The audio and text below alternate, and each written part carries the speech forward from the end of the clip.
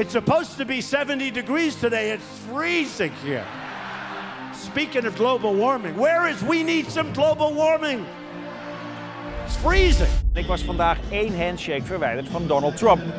Ik sprak namelijk met ooit bijna president en nu klimaatactivist Al Gore. Die is hier in Cannes met het vervolg op An Inconvenient Truth, getiteld An Inconvenient Sequel. Geen film om blij van te worden, al blijft Gore zelf opvallend optimistisch. Het antwoord op de energiecrisis is er namelijk al: zonne- en windenergie. In the film, you seem a little sadder and wiser and also a little angrier than 10 years ago. But also more hopeful. Yes. You are. I am, very much so.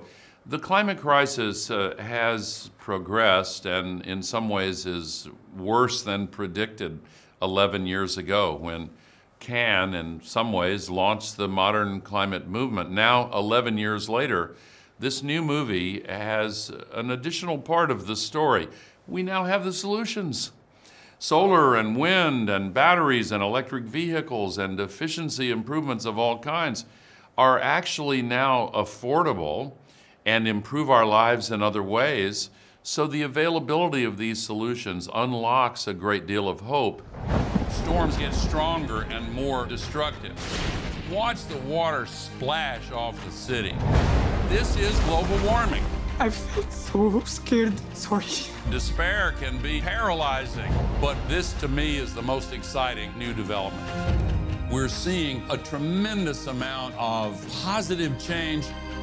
The basis is there, but it's still not enough. How is Al Gore to direct? Is he difficult or is he easygoing? Does he know exactly what he wants? Is he directing you? Al Gore is a very directed man. He knows exactly what he wants to do, and he is successful because of that.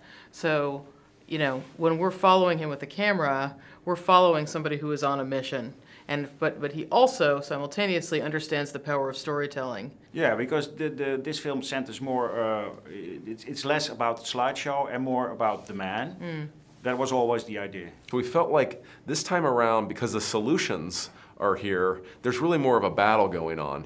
You know, and Al Gore is an emissary. He wants to move faster and faster towards that solution. So we felt like we were able to make more of a kind of a, in a way, a more traditional drama where you see a hero trying to, you know, find a solution before the ticking time bomb goes off. 10 years ago, when the movie An Inconvenient Truth came out, the single most criticized scene in that movie was an animated scene showing that the combination of sea level rise and storm surge would put the ocean water into the 9/11 memorial site, which was then under construction.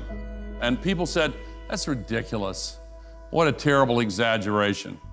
Hurricane Sandy slammed into New York City last night, flooding the World Trade Center site. You're often labeled as eco-evangelists, which is rather unfair because God is not a scientific fact, but global warming is. How do you deal with that? And the fact that you're sometimes compared to Joseph Goebbels, as we see in this film. Well, sometimes people who don't like a message will attack the messenger. We have seen that many times in history. But, you know, throughout human history, these great moral causes, like the abolition of slavery, the equal rights movement for women, the civil rights movement in my country, more recently the gay rights movement, have all faced tremendous and ferocious resistance, and the advocates have often been demonized and called names. But then when the issue is resolved to a simple choice between what's right and what's wrong, often in questions put by young people who can sometimes see the truth a little more clearly because they haven't grown up with the prejudices of years past, then we cross a political tipping point and the outcome is suddenly available. The late Nelson Mandela once said, it's always impossible until it's done. It's crunch time at the climate change conference in Paris. Still some really tough negotiations going on. What would it take to shift to renewables? I'm talking about breaking the impasse. Virtually every nation in the entire world agreed to get to zero greenhouse emissions. It is unprecedented. The Paris meetings, are you as documentary makers in a way, happy that there's so much drama there? There's terrorists, there's India blocking the treaty. Yeah, it's a difficult question, but as documentarian, as filmmakers, yes. Of course. I mean, it's a series of incredibly dramatic moments. I mean, to be in Paris 2 weeks before the climate conference with Al Gore, where he's trying to rally with this 24 hours of reality, trying to rally people around the climate conference, and to have the terrorist attacks happen. I mean, we obviously would not have predicted such a thing, but that kind of horrific event exposes the humanity of the man we're following.